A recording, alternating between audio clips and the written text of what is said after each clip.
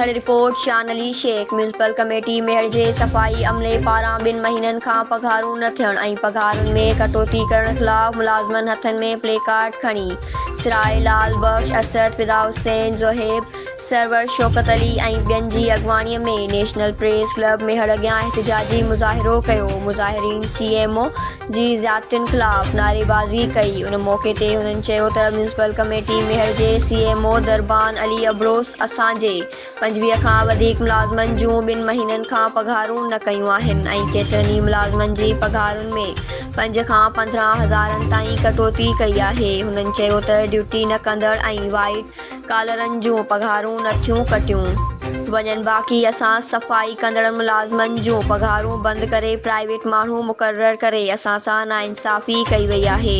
हुननि चयो त जेसीं ताईं पघार न थींदी असांजी तहरीक जारी रहंदी ऐं असीं शहर जी सफ़ाई जो पिणु बाइकाट कयूं था। खुदारा असां मिस्कीननि जो नोटिस वठी पघारूं कराए बेचैनी ख़तमु कई वञे। न्यूज़ सिंध एक्सप्रेस न्यूज़ मेहर।